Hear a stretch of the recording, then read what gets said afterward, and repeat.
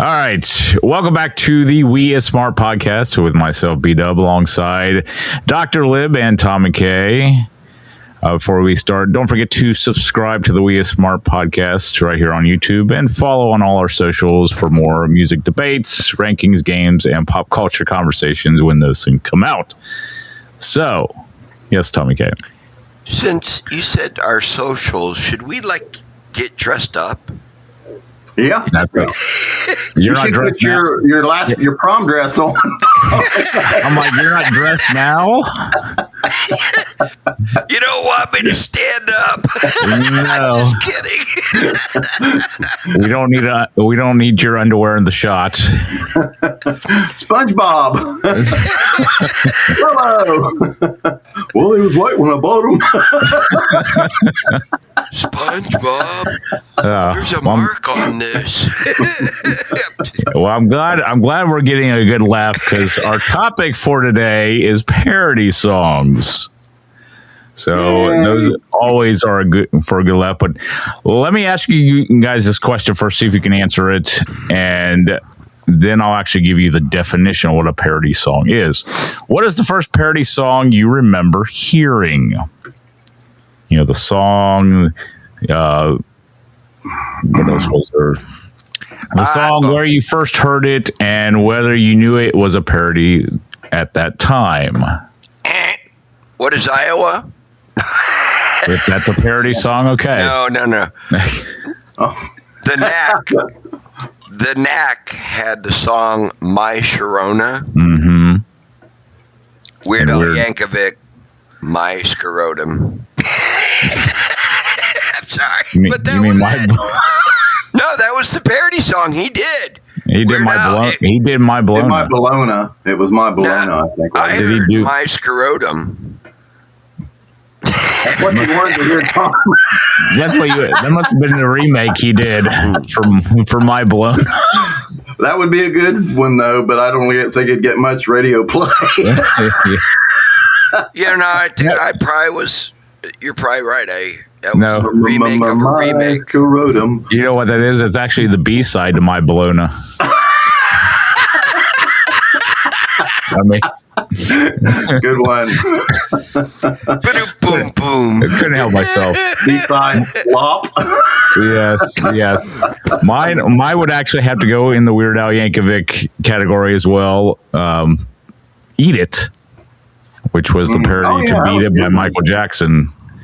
They played that on the radio, and the funny thing, that was one of the first cassettes I actually bought. Was it wasn't, I forget which one it was that I bought of his, but it had that, and it had another one, Rides the Bus, and a couple, and it had My Bologna on it as well. So I think it actually almost had to be maybe like one of his early greatest hits albums before, or best of, or just favorites, collectible, So. Yeah, I used to listen to Dr. Demento when I was on night shift all the time. So I know I heard parodies on there that I can't really think of. The first one that really came to mind was, of course, another Weird Al, because he's like the king of the parodies. But Girls Just Want to Have Lunch.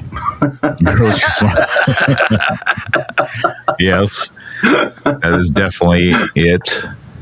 But before we go any further, let me give you what the definition of a parody song is, technically speaking. Mm-hmm. So it is a work that imitates another work for comic effort or social commentary, and the crucial element is that the original work itself has to be the target. Now, you're not just borrowing a melody to make an unrelated joke. You're actually poking fun at the original or using it in a recognizable format to say something funny about it. So that's what a parody, or the definition of a parody, is. So, and as we talked about, Weird Al being like I would say probably, I don't know, is he the king or legend of parody songs? He's the emperor. He's the emperor. He's the president of parody songs. I say he's probably the most famous, the most legendary. He's the most famous one. But you were talking about My Bologna. You know, he actually recorded that in his university bathroom. Was that about the same time that his movie VH1 came out? I think that might have been a little later on, possibly. So I'm not sure. But yeah, he actually made that in his university bathroom. And I think that's the one he had sent to Dr. Demento, and Dr. Demento played. So, but anyway, what are you laughing at over there? University bathroom. Well, I'm glad that it was full funded, and so it became a university before it was in college. It started out as a high school bathroom.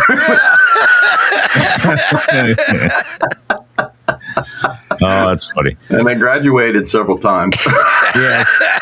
Now it has his master degree. So I have like the top 100 parody songs and artists, and I think Gary said he looked up a few as well. I'm not going to go through all the songs, but I'll give you the first 20. The artist is one person, and we've already talked about him. Who might that be? And that's Weird Al. I remember, I also love the song because I actually love the video for this one. I Lost on Jeopardy. Oh, yeah, that was a good one. Yeah. But some other ones that are on here. Alan Sherman, who did Hello Mother, Hello Father, Do you remember that classic? Ray Stevens, The Streak, Guitarzan, The Mississippi Squirrel. Yeah. Here's one that Tom has talked about in the past, which I didn't even realize was a parody song. They're Coming to Take Me Away. Aha. I didn't know it was parody song either. So. Yes. Tom Lear, I think it's how his last name's pronounced. I really haven't heard any of these. The Elements, New Math, The Hunting Song. He's on this list. This is another one that I never knew this group was actually did parody songs, but the Lonely Island, which is the SNL has Adam Sandberg in it. They did Jack Sparrow, I'm on a Boat. That's a few of theirs. Here's another one that I never thought was a parody song by Yelvis. What Does the Fox Say? Yeah, it became an internet sensation. Have you guys heard of the Gregory Brothers? I can tell by your looks, maybe not.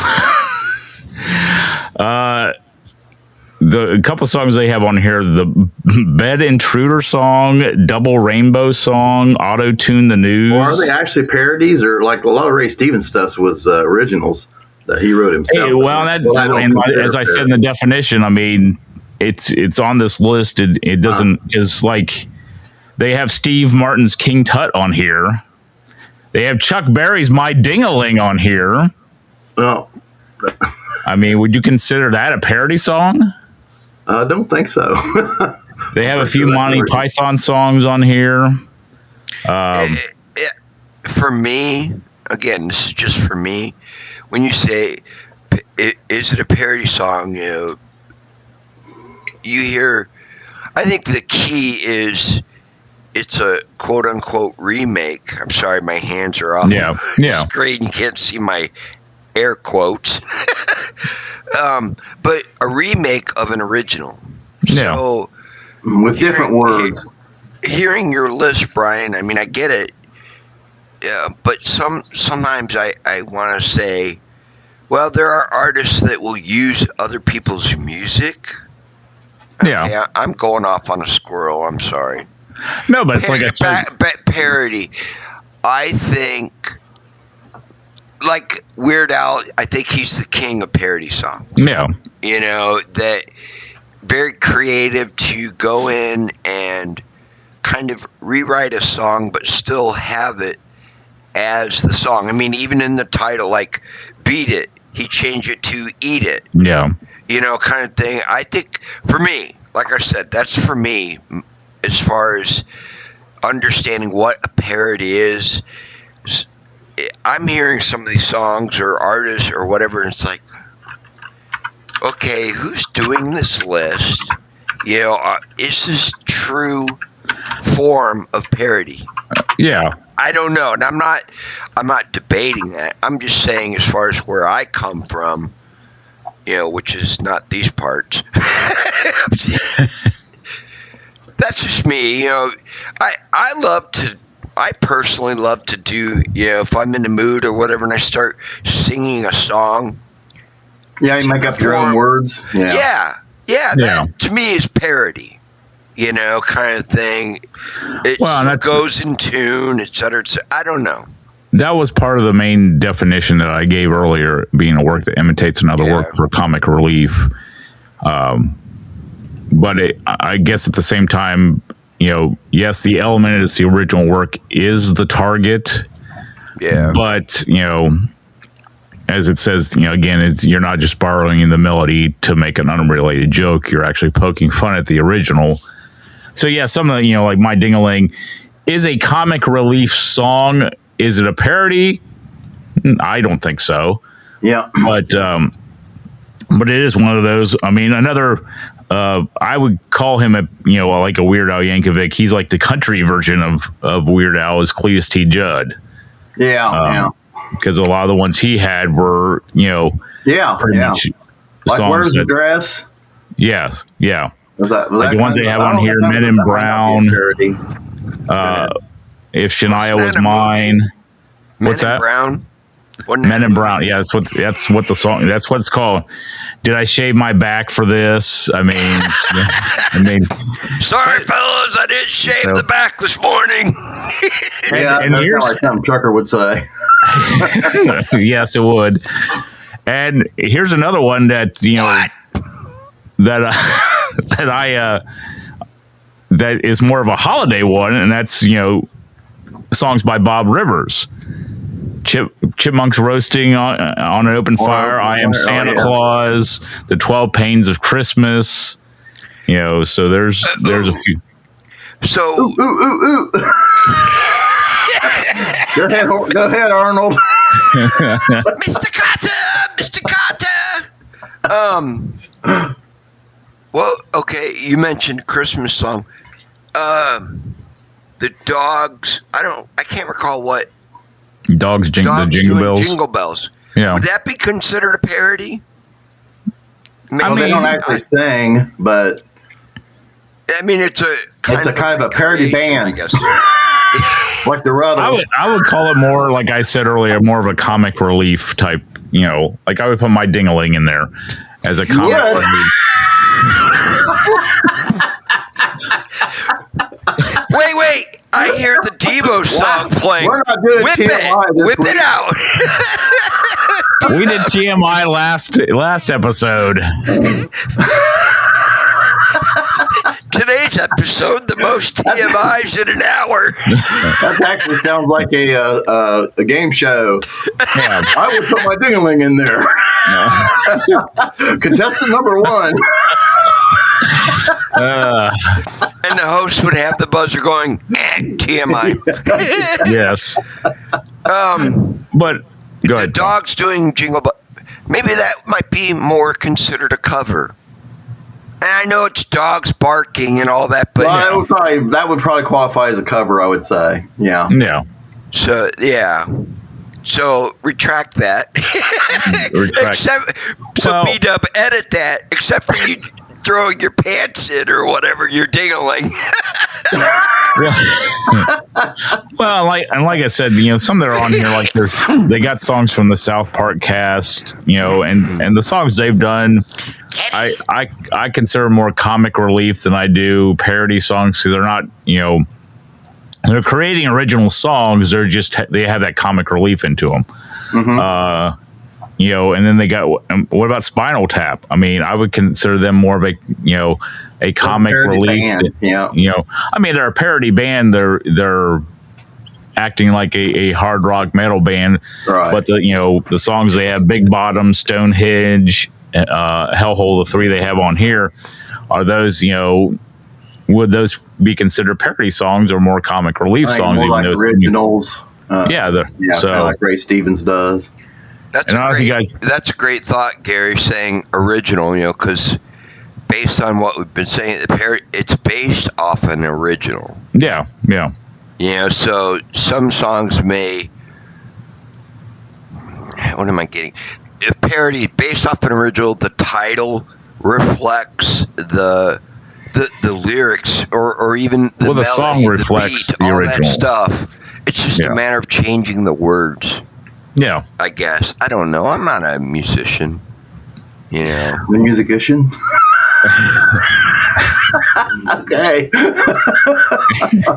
Well, have you guys I'm not a music ion. I'm not a physician, but I went there Holiday Inn. You play one on TV. Well, have you guys heard of the Ruddles? Yeah, pardon? What state is that university in? Getting back to what I was saying, have you guys heard of BW, you were talking? Yes, I was. Have you guys heard of the Ruddles? Yeah. Okay, because they're on this list as Beatles parody. Yeah, because they have songs are they the band, the Ruggles? You say Ruggles. The Ruddles. Oh, never mind then. You know where I was going? Head, shoulders, knees and toes. Wasn't that the Ruggles? Probably. We'll believe you. Thanks, Doc. So. I think I need more coffee. You need more coffee? But so those are some of the ones that I have on this list. So what separates a great parody from a bad one? Go ahead, Gary. I was just going to say,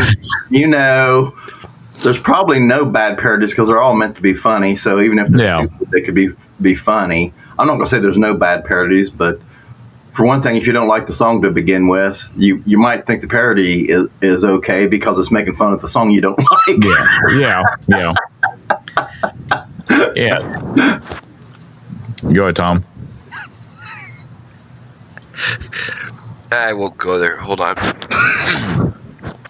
I think, I agree. I got a cough drop. Do you want one? Sure. Email it over, will you? Beam it up, Scotty? Wait, Gary, I don't know how we look on screen or whatever, but you're to the across from B-Dub, so I'll turn this way towards you and open my mouth. Now throw it at me. Rapper and all. Hey, that's a rap. Yeah. Next joke. I forget what we were talking about. I said, what separates a great parody from a bad one?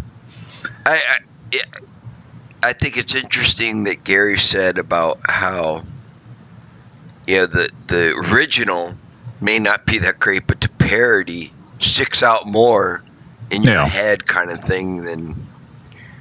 Yeah, I think... I don't know how many people have done covers. I shouldn't say covers because that's different. That is different, so I retract that. I don't know how many people have done parodies, but in my opinion, again, just my opinion, Weird Al is the king, pioneer, whatever you want to call it. Maybe not pioneer because that's starting it all, but such talent, in my opinion, to be able to take a song and rewrite, readjust, whatever the case. Mm-hmm. I just think he's very good at what he does. And yes, some of them are maybe more extreme on the humor side. I don't know. Yeah. But I do think he's very talented at what he does. And that's all I wanted to say. Yeah, I think you got it. It's like rock and roll, and some people may or may not agree with this, but the roots of rock and roll go back to blues, and then there was a lot of really good 50s rock and roll bands and performers and stuff like that. But you would have to say the pinnacle that actually put rock and roll in the spotlight was the Beatles. and that came several years later. And that's kind of with Weird Al, is there were people that laid the foundation, but then he, built way up on it. So so he, you have to say he's at least one of the pioneers of making rock or parodies more accessible to people, I guess. Well, and more well known. More well known, yeah. Like we said, there's parodies that have probably been out there prior to him, but until he came out and started taking pop culture, popular songs and creating the parodies for them, I think that's where it kind of offsets a little bit, because he just took it to another level. You know the famous parody, the 12 Days of a Trucker Christmas? That was a classic, too. Yes, it was. Oh, Dave! So, when it comes to a parody, is the goal to be funny or musically good?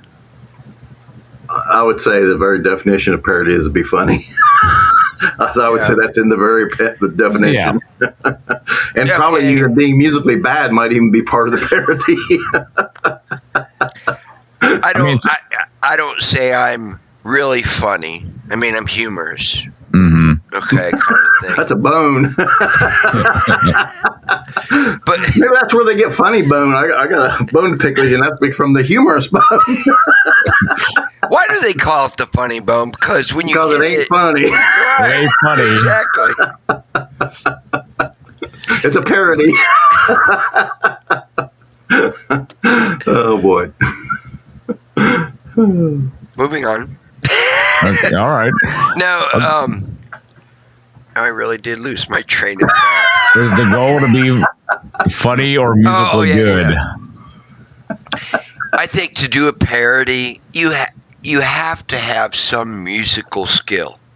Yeah. Meaning, being able to play an instrument or keep a beat or whatever the case. I think that is, you would, if you didn't play guitar or an instrument, you probably wouldn't go out of your way to actually record a song, put a song together. That's how it seems like nature works a lot of times, kind of thing. Okay, for instance, I've been studying karate, and I'm very passionate about self-defense. Okay, and so with that said, since I have grown in the martial arts world, I am able to put combinations or theories or whatever together based on my passion and my what I do. See what I'm getting at? Yeah. So it's like us in doing this. First off, we have a great friendship. We love to laugh, and that was part of the show when we were Therapy for the Mind. Bringing that laughter in, and then broadcasting. We kids in the hall to Doc, because he always would say, I don't have any experience in radio, blah, blah, blah. But the point is, would we be doing this if we didn't have the background kind of thing? I don't know. No. I got a background listening into radio. I got back hairs, too. But, I remember when 2020 hit and the name podcast came up and everybody was doing a podcast. I would get so angry because it was like, I went to school for broadcasting, and now anybody, I'm not leaving you. No. I'm just. But it seemed like anybody and everybody was doing a podcast. It was like, well, come on, it was irritating to me at first. I'm fine with it now, but you see what I'm getting at? It's like, unless you have that tie-in, that's probably the better word, the tie-in. If you didn't have the tie-in, then you probably wouldn't do it. Yeah. That's all. No. And here endeth the lesson. I sip my coffee now. Sip your coffee. All right. Well, let me ask you guys this. Can someone enjoy a parody without knowing the original song? Oh, yeah, absolutely. Yeah. Because a lot of the parodies are just musically really good. Yeah. And so... Would it make you want to listen to the original song if you heard the parody? Probably eventually. Especially nowadays where you can just find it on YouTube. True. Nowadays where you can find it on YouTube. Back in my day when we spun the 75, we used to stick our ding-a-ling wherever we wanted to.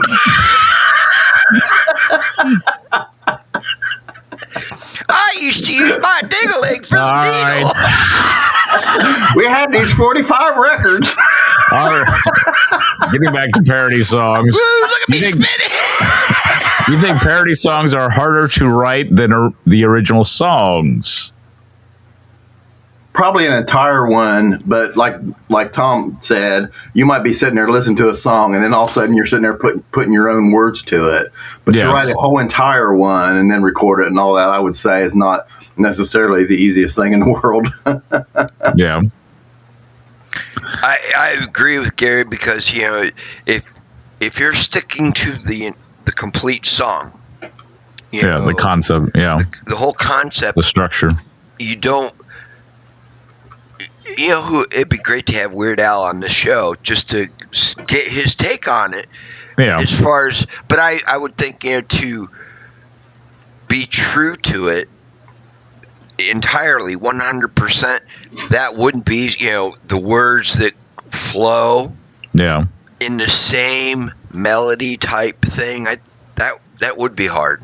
Mm-hmm. No doubt. Yeah. Mm-hmm. I mean, anybody could almost do a one-liner parody for a song. Yeah. Because something comes to mind or whatever. Yeah. But to do it all the way through would be, you'd have to spend a lot of time. Most people call their parodies that they make up themselves misheard lyrics. Wrapped up like a douche. Well, would you rubber in the night?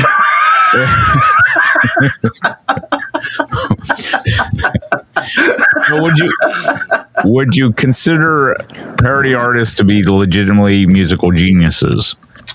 Weird Al's definitely a musical genius. Yeah. I agree with Gary on that. Yeah, I'm not going to say everybody. No, but I'll be honest with you on this. Hearing some of today's music, and I'm not going to say it could be any genre, but sometimes I get a little irritated is too harsh. Frustrated maybe to hear. You get a rash every now and then. Hey, Ren, I got an irritation now. To hear a song where, like, there's this one song, it starts out and Lou Reed, I love the song, Walk on the Wild Side. And, so it's playing, and then all of a sudden, the artist breaks into their own lyrics, I'm assuming, or even their beats and all that stuff. And I'm like, frustrating because it's like, hey, I haven't heard this song in so long, and then it, you see what I'm getting at? It's like, I certainly hope that the artist is, for lack of a better term, paying homage to the original artist for using their song. I hope it is being used in good I think taste. they're putting their own spin on their homage. But it's almost like, theft or whatever. I'm not sure. I know exactly what you're talking about, kind of, but the thing that really gives me a rash sometimes is when you're at listening or watching sports and they do the national anthem, and then the artist that's doing the national anthem puts all these extra extended notes and vibrato and all this other stuff that they add to the actual song, which I think takes away from the actual song, instead of like having just a local person get up there and just sing the national anthem the way it's supposed to be sang. That's kind of what gives me a rash. So in a way, Gary, you're saying, and I believe so too, there are certain songs you just shouldn't touch Or, I mean, yeah, to do the national, if someone's asked to do the national anthem, I think that's a huge honor. Yeah. You know, for someone to be asked, you know, and then when they do it, it's showcasing their talents. Yeah. We're kind of scrolling again, but yeah, we are. But don't let's scroll around. Scrolling around. Oh boy. Oh, All right. I'm Chip. All right, let me ask you guys this. Do you think you could come up with a Mount Rushmore of parody artists? No. I only know of Weird Al. Weird Al. And when you were saying that list earlier, it was like, I didn't realize that was, you know, a parody or whatever. And so me personally, I could put Weird Al. I'm going to tell you guys some songs by a parody band that's been around for a long, long time, but who a lot of people probably don't know. And I would probably put them up there just because that's their job. They're a parody band, and they do parody songs of actual songs. And I'm going to I got one. They're on one of my lists that I was doing. One of the songs is "Learn Some Deuteronomy" by, which is a parody, of course, of "Pour Some Sugar on Me." Mm-hmm. One of their parodies is "I Saw Messiah," which is a parody of "The Sign" by Ace of Base. You got "Praise Who's the Him." artist? Huh? Who's the parody artist? Apologetic. Apologetic. Okay. "Praise Him," which is a parody of "Crazy" by Carla. I don't know who the heck that is. Girls Barkley. Wait a minute. Barkley. Anyway, they have a whole catalog of albums, and I'm going down through this list. There must be 100 or more parody songs that's actually been released and is actually online. You can buy them, you can get them on, watch them on YouTube.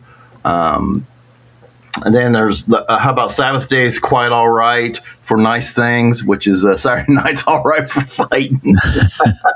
Hair of Our God, Hair of the Dog by Nazareth. Anyway, so I would actually probably put them up there just because that's what they've been doing since, oh my goodness, the 90s. Yeah. When they first started out. But, and as, you know, as far as that, I don't know if Ray Stevens actually did actual parodies of other songs. I don't know if all his, I think, were originals, which I don't know. Original comic relief ones. Yeah, which Weird Al does too. He does original stuff too. Yeah. But he's famous for parody songs. Famous for parodies. And I used to listen to Dr. Demento, who had a bunch of, because a lot of comedians just do parody songs. Yeah. They're not really bands, and they don't necessarily put them out and stuff like that. You said, what you mentioned earlier, like in TV shows and movies. Yeah. It's Sister Act. Whoopi Goldberg sang "My God," which is a parody of "My Guy." That was on one of the lists that I had. But there's a ton of those too, parody songs inside of movies and so on and so forth. But and then you mentioned some of them in passing and stuff like that. Adam Sandler, and he does a lot of parodies actually too. Yeah. But whether that's Thanksgiving song. Yeah. The Hanukkah song. Yeah, the Hanukkah song, yeah. Adam Sandler doing Sloppy Joe. I love that. Yes. Sloppy Joe, Sloppy Joe. Saturday Night Live did a lot. I mean, like, oh, shoot, you guys will have to help me out. But the guy that sang Broccoli. I love my broccoli. Dana Carvey. Dana Carvey. Yeah, Dana Carvey did a lot of kind of parody kind of stuff. Yeah, they did a lot of parodies, within their skits and stuff. Well, Lonely Island, they're from Saturday Night Live. They started on Saturday Night Live. It's Adam Sandberg, and I don't know who else is part of that because I don't really follow them. Right. I don't either since a while back. Yeah. Oops, I farted again. That's a parody song. This is off of Dr. Demento's music list on YouTube. Yes. Oops, I tooted again. My Dead Dog Rover. I don't know what it's a parody of. Well, it doesn't say what some of them are, but I'm looking over a four-leaf clover. No. Okay, on our show, we did the B-side flops. Yes. Okay. Well, I'm not saying this egotistically, but I felt like I had a knack for doing that. Yeah. You know, that's the comic humor. That's the humor I like to do.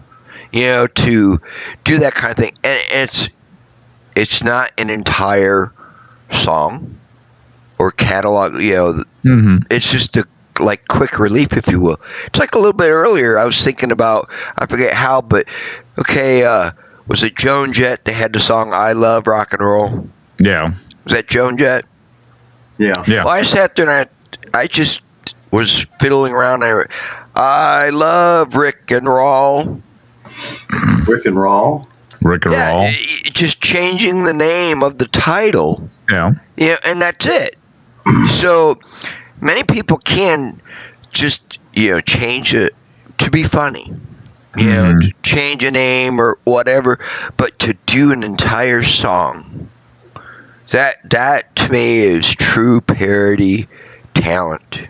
And getting back to the Mount Rushmore of it, with Weird Al, I just hands down the best. And I haven't even done the research, but I just know that over the years heard several things that he's done, and it's amazing.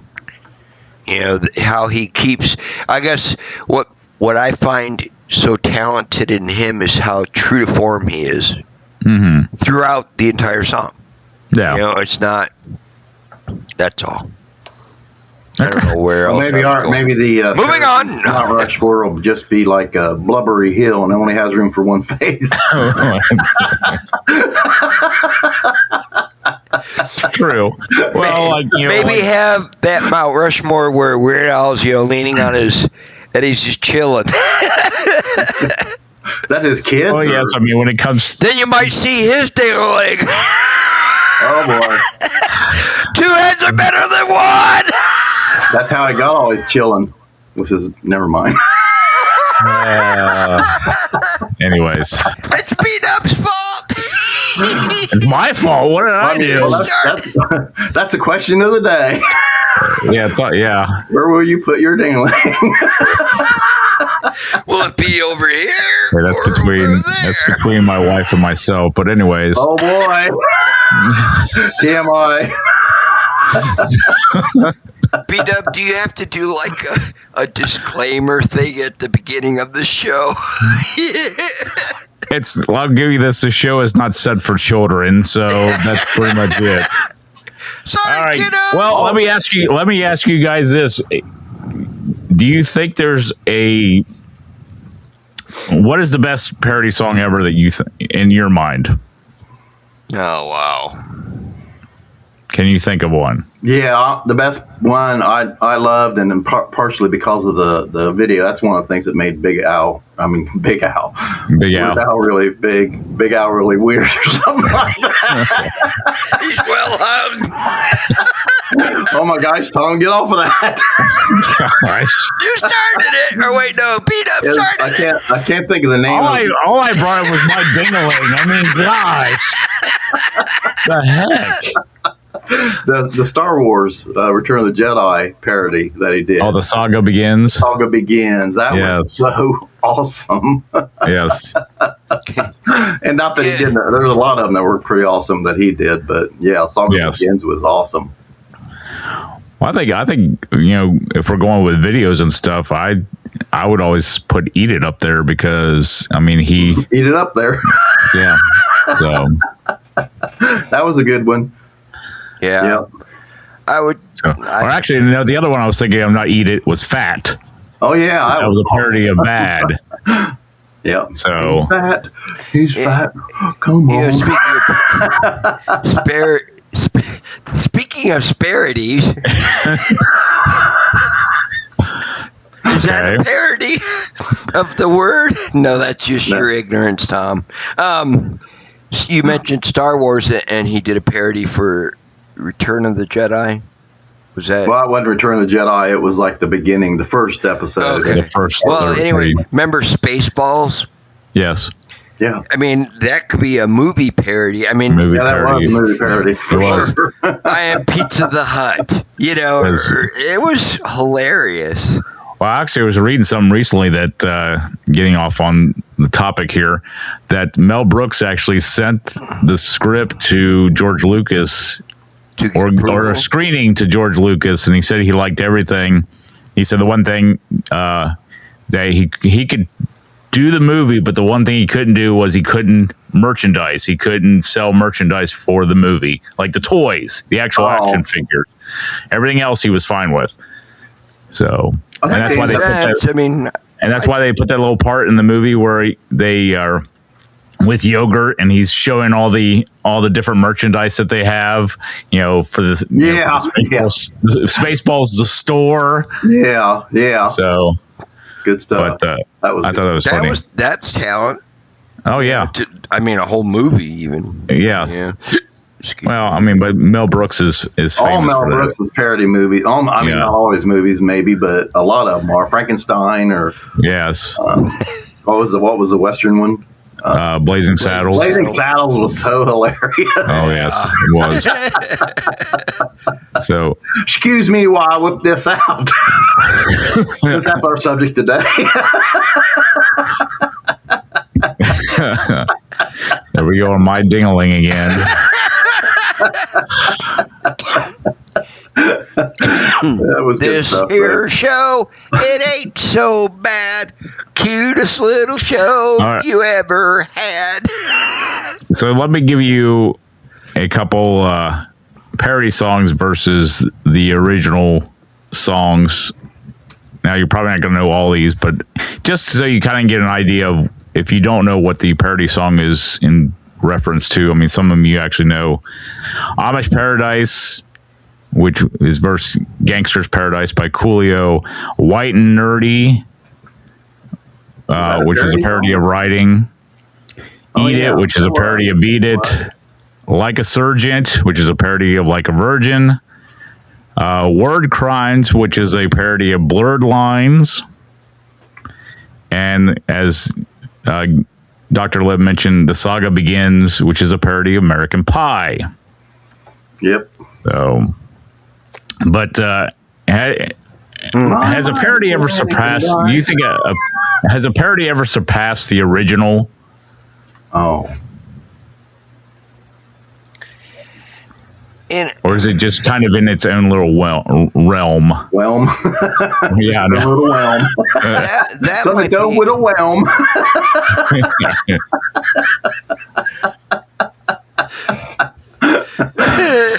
Oh, okay. I think. Go ahead. Depending on the quality of the parody. Mm-hmm. To me, okay, we'll use Beat It and Eat It as an example. I think that they're on the same line. No. It's, like if you think of a family tree and how it works, I think it's on the same line with it, not, totally different or whatever.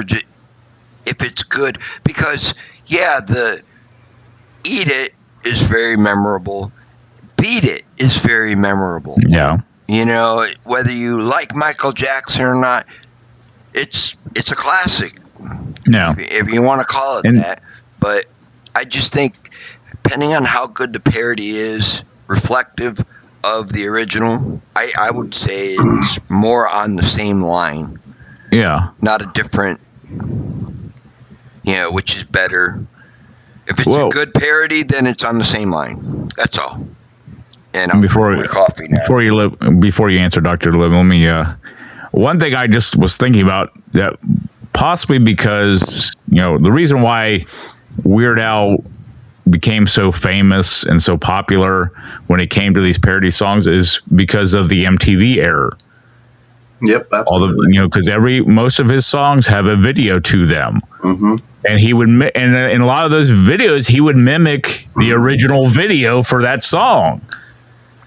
If you think about it, because like I was going back to Fat that he did, which is which mimics Bad by Michael Jackson. If you look at the video, it's pretty much it's set up the same. I mean, it's set up the same way. I mean, it's same with Amish Paradise. Yeah. Set up like Gangster's Paradise. I mean, so they had the actors from the movie. Yeah, in that, in the parody too.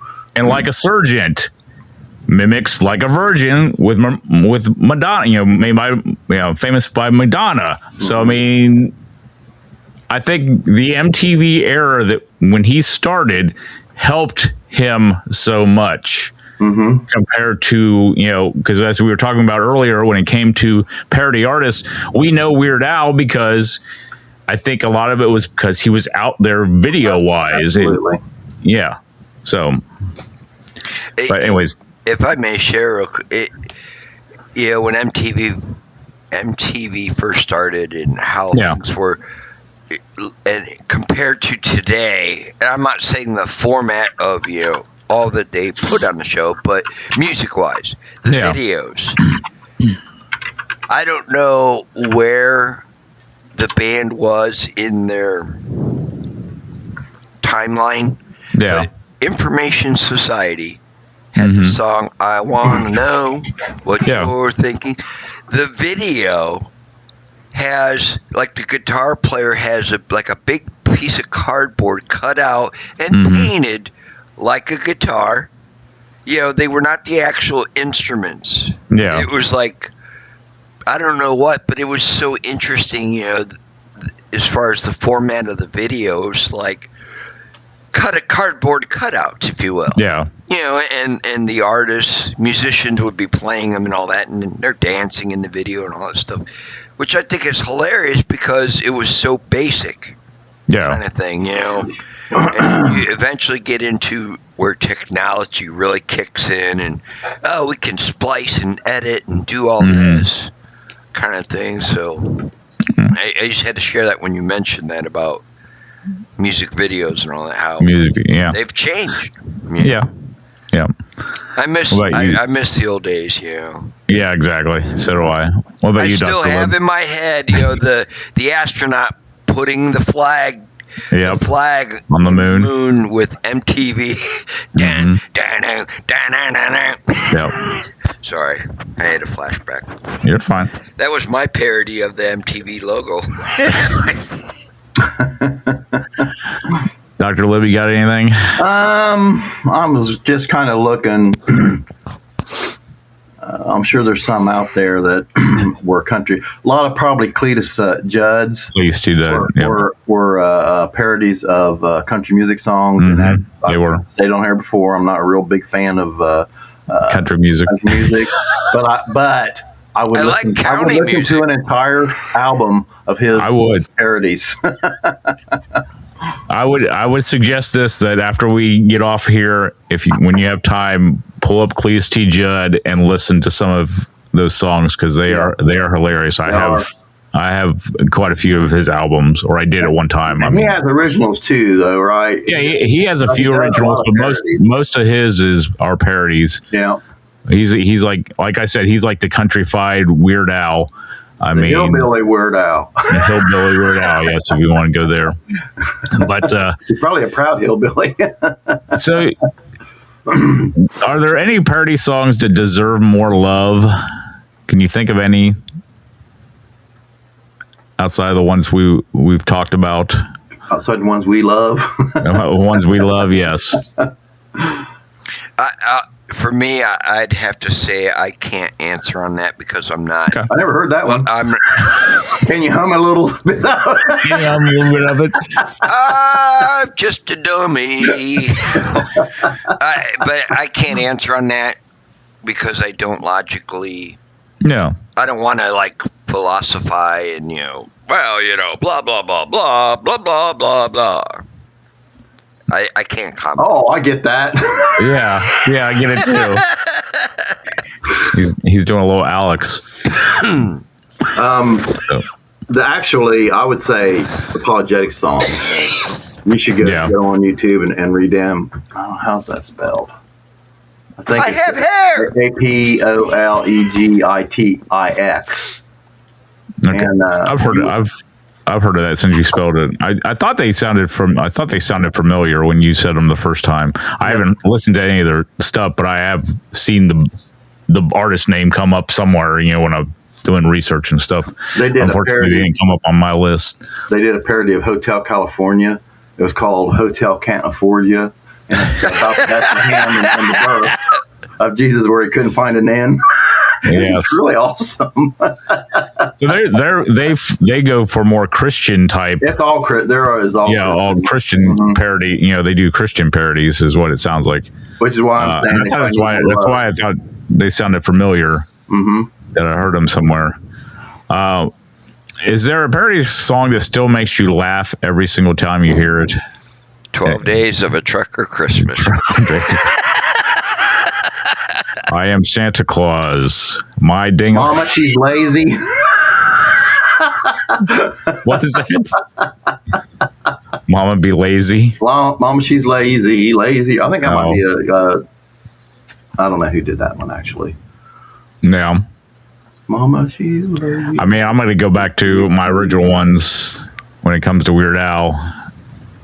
And I mean, any of his I hear, I think I laugh every single time. So, I mean, I don't think there's one that really stands out. You listen to a Weird Al album, it could either be a greatest hits or just one of his regular albums, and you're laughing every single time you hear it. So it's not like it's anything. Yeah, some of his songs are like thoughtfully funny. Yeah. And some of them are really belly rolling, laughing funny. Yeah. But they're all, you're right. You get a chuckle out of every single one of them. Yeah, and what it is. Yeah, exactly. So, but what about holiday parodies? Is there one that stands out more than others? I gave you a couple of the 12 Pains of Christmas, Chipmunks Roasting on an Open Fire, I Am Santa Claus. And then there's actually a couple Weird Al originals. Christmas at Ground Zero, if you ever heard of that one. And The Night Santa Went Crazy. So, I mean, I would go probably with the Bob Rivers one. On our show, I think. Yeah. I mean, when it comes to Christmas parodies, I'd probably have to go with the Bob Rivers ones. The 12 Pains. I mean, I don't know if I could really pick out of those three: the 12 Pains of Christmas, Chipmunks Roasting on an Open Fire, or I Am Santa Claus. I mean, maybe I Am Santa Claus, since it's a takeoff of Black Sabbath. I am Santa Claus. Yeah. But I mean, Bob Rivers has done more though too. I mean, there's one about Christmas shopping. I can't think of the name of it. I have to look it up, but it's it's talking about. I think it's a parody off of. About dashing through the snow in a brand new Chevrolet. Yeah. But how about Grandma Got Run? Well, that's not even a Grandma. That's an original. Yeah. It's still funny though. Yeah, it is. I saw Daddy kissing Santa Claus. No, that's a different song. Granny got run. That is. I mean, that would technically be a parody.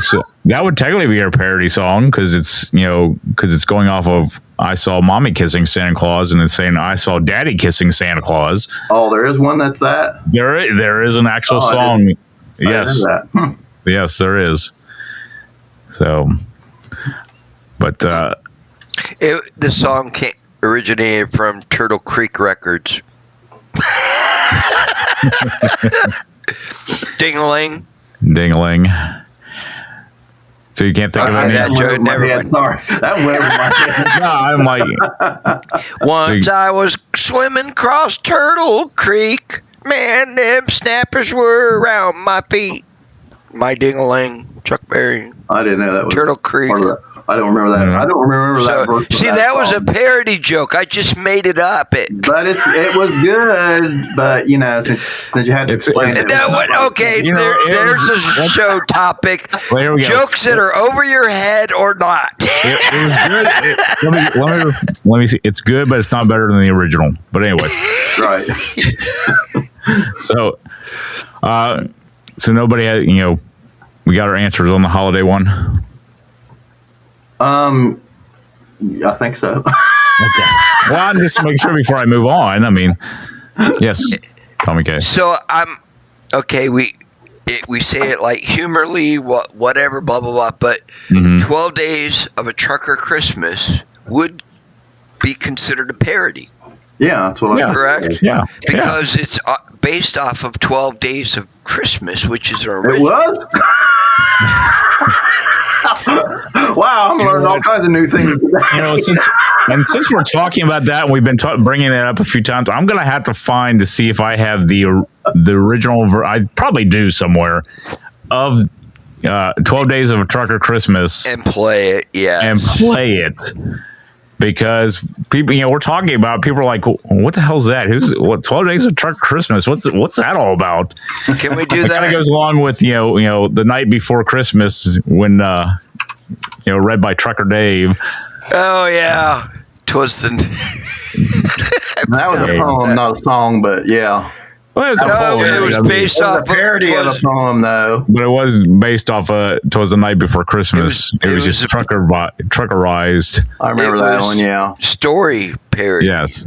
I said a poem, yeah, or a story, yeah. But anyways, so with the evolution of the internet, do you think the internet has made parody music better or worse?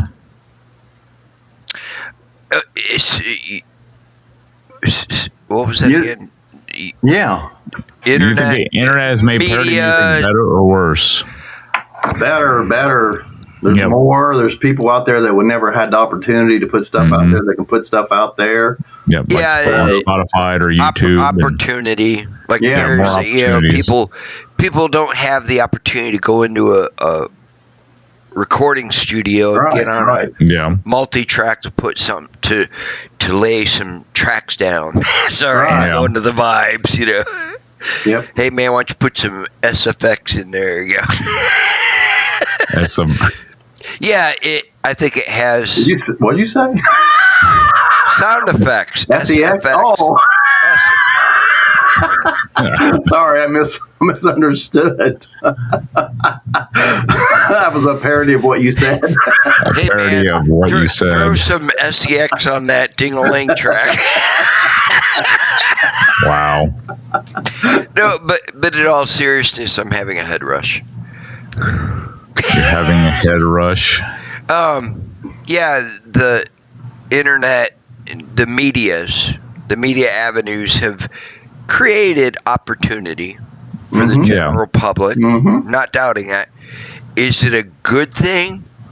That's a debatable question. In my opinion, only. Sometimes I think the opportunity is creating easiness. Yeah. Kind of thing. It's like, no, I guess I'm old school. Man, I'm old. I guess, okay, this is first on the show We Is Smart podcast. I'm realizing I'm old. Okay. Sometimes I've seen a lot in our society today where it's like people want the easy way. Yeah. Not if it's too hard, or if it's even hard, then I won't go there. Yeah. Well, how are you going to make it, without... And I'm not knocking people for it. It's just how things have become. Well, I disagree with you a little bit because... Well, you wait till I'm done, and then you can rebuttal your disagreement. I was just going to say, if you get on YouTube, and like I've been watching this band, The Family, and all the kids play instruments, the dad plays instruments, they got their own home studio and stuff like that, and they got famous because of YouTube. And they're selling CDs and stuff like that. So there's that. So there's good and bad, I guess is what I say. And there's some people that just put dumb stuff on there But even before the internet, there were bad artists. So I mean, yeah. But Gary, I don't think that's a They just weren't disagreement. I exposed think as that's much. just it's kind of like an overlay of opinions or whatever. It's not, you're not disagreeing with me. We're not arguing. I just want to clarify that because I agree too. There are good things, there are bad things. I'm not saying there are not good things, because there are. There's a lot of great. There's a band that I saw on the internet where it was a husband and wife. They do acoustic versions. Yeah, I've seen. And I came across really and they have the mic screens and everything. They have the equipment, blah blah blah, and that's the avenue they use to sell their music, pass it on, whatever, expose their music. I'm sorry I said expose, and then we're going to go back to ding-a-ling. You were the only one that went there. I think we've exposed my ding-a-ling too much on this show right now. He started out the whole thing before you got on talking about his mouse. Yes, I was having problems with my mouse. I guess for me, if someone were to say, Tom, what's your advice to an up and coming art? Be careful. Just be careful. Be mindful. Be respectful. Those kind of things, because sometimes I think the easy way is not always the best way. Well, it's like in karate. Gosh, my daughter would be like, Dad, be quiet. It's like in karate. We talk about taking angles of evasion. You come up to a wall, you can't go through it. You got to take a different angle to get past it, past the obstacle, kind of thing. So be mindful of other ways to do things, and I'm not saying an abrupt other way, but just utilize what's available. It doesn't have to be anything major. It's like when we were talking about sound effects. Putting together a radio commercial, what sound effect could be good to go with this part in the commercial? It doesn't have to be anything major, just maybe even just a little blurb of something. It just and then as the producer, you listen to it and think, does that flow? Does that coincide? Does it, whatever word you want to use, does it sound good? That's where I talk about as far as being, be careful, be mindful, respectful, all that stuff. Utilize. Don't just jump the gun right away, because it may come out as a dud. So then what's your answer to the question? Is good or bad, or just? I think, like I said at the beginning, I think it's both. I don't know if I said that at the beginning, but all right. So now you're answering for me. I said both. It can be good, it can be bad. I hope it's good. I want things to be positive, because I want the best for people. I just don't want people to take advantage of stuff. This is easy. Blah blah blah. I'll just drink my coffee. Well, I mean, people want to take the avenues that's going to help them the most. I mean, in many ways. You can look at it like the way we're doing it's kind of easy too. We don't have to go get hired by a radio station and get on a radio and have a program and go out and find. I don't think it's necessarily easy, but no, it's not. But I do know a lot of people. We wouldn't have this opportunity if it wasn't for the internet and podcasts and stuff. Yeah. Because I know I wouldn't. You guys might, because you worked at radio stations and so on and so forth. But I wouldn't have this opportunity for people to see my ugly face and hear us talking about ding-a-lings and all that. All right. Well, thank you for getting both sides of the story when it comes to internet and parody songs. So, final question: if you could only keep one parody song for the rest of your life, what would it be and why? I know it's a tough question. Probably The Saga Begins, only because of the memories it brings back from the Star Wars, which is my favorite movie series, or whatever you want to call it, and it would bring back a lot of good memories. That would probably be it. Okay. And that'd be the only reason, really, because there's a lot of really good ones. That's why this question is actually very hard for me. Yeah. I don't have one that's like epic. I mean, what Gary's saying, I could see it being epic. Yeah. So I don't have an answer. But I mean, you do. 12 Days of Christmas. 12 Days of a Trucker Christmas. I mean, that I to guess you, so. Yeah. It's very meaningful to me. So I guess so. Meaningful. I mean, you have a connection with it. I mean, that's what a lot of this is. In music in general, you have a connection with it. So even parody song or no parody song, I mean, it's one of those things that it connects you every time you hear it to maybe something that happened in your life or something you did. I mean, like I said, for me to pick one is hard. If I had to pick one, I would probably go back to not my ding-a-ling, so don't even start. The original one I was talking about, Weird Al wise, which was probably Eat It. So because that's one I can think of. I mean, Kilroy. I remember the most. So, but yeah, I just remember that. But anyways, yeah, that's a good one. So, any closing thoughts before we get out of here? Yay, nay. Yeah, parodies are fun, and it's fun to sit down and make up your own words to some songs sometimes while you're just sitting down listening to them, and or else do a whole song. The amazing thing about the whole 12 Days of Christmas was it was funny and stuff like that, but that he was able to do his voice that way for 12 whole days. Well, I know on one of the versions I have, he couldn't get through the whole thing. So we had to go from day 4 to day 12. Yeah. Because he couldn't hold it. I'm like, Trucker, you all right? Well, there too, wasn't it?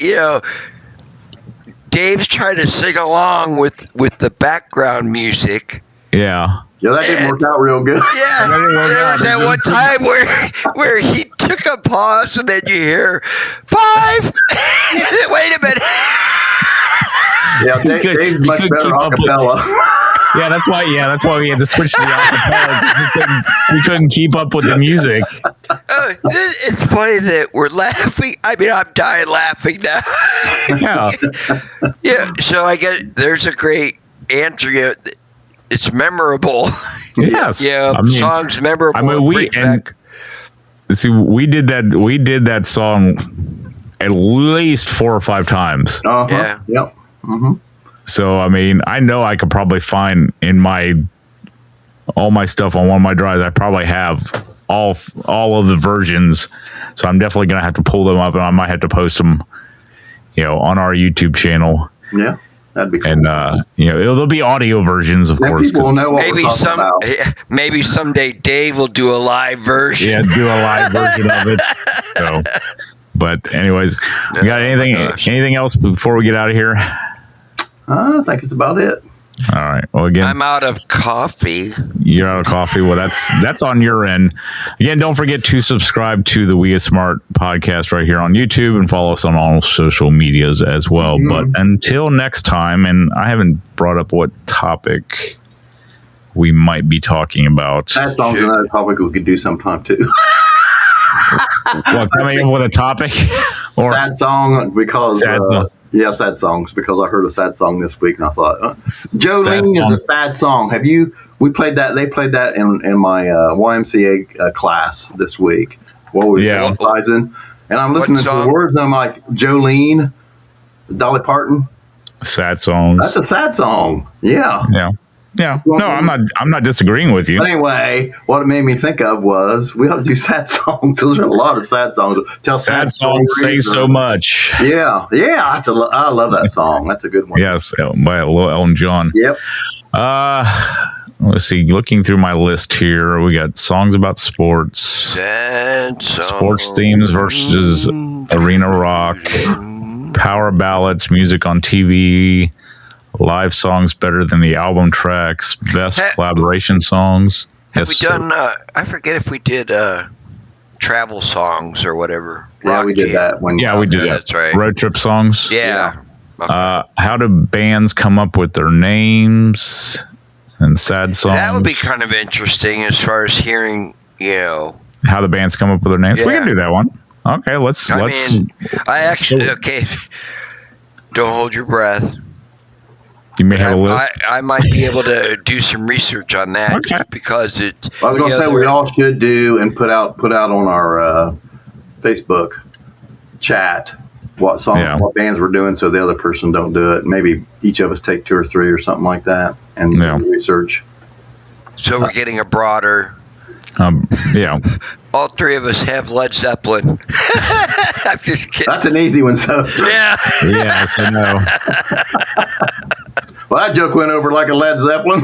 Yes, exactly. But yeah, let's do how bands who's come up with band we're watching? Guess who? That's why I'm asking. That's what I'm asking. All right. That could be Abbott and Costello. It's so true. So we're looking at how do bands come up with their name next time right here on the We Are Smart podcast. But until then, I'm B-Dub along with Tom and Kay and Dr. Lib. Woo. And you've been watching the We Is Smart podcast. See you guys. Then. Adios. Toodaloo.